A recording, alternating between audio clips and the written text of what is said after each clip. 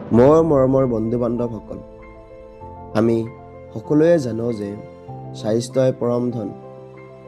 কিন্তু বৰ্তমানৰ আধুনিক যুগত আমি আমাৰ এই ধনটোৰ যত্ন ল'বলৈ পাহৰিয়ে গৈছোঁ।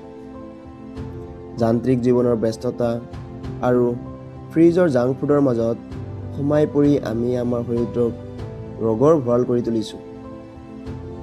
এনে সময়ত জিম কেৱল বডি বিল্ডিং কৰাৰ ঠাই হৈ থকা নাই, ই হৈ পৰিছে সুস্থ হৈ থকাৰ একমাত্ৰ মন্দিৰ বা মছজিদ।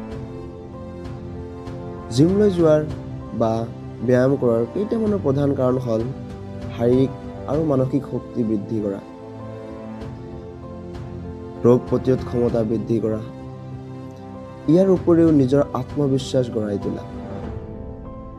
বহুতে ভাবে যে জিম কেৱল ডেকা ল'ৰা ছোৱালীৰ বাবেই হয়, কিন্তু আচলতে সেয়া নহয়।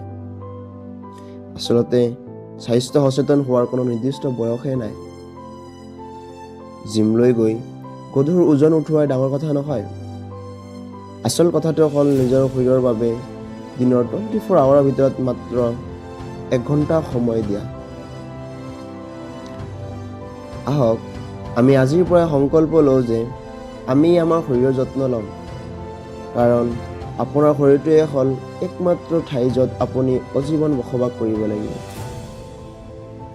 শেষত ইয়াকে কৈ মই মোৰ ভাষণ সামৰণি মাৰিছোঁ যে সুস্থ থাকক, সবল থাকক। ধন্যবাদ। জয় আই অসম।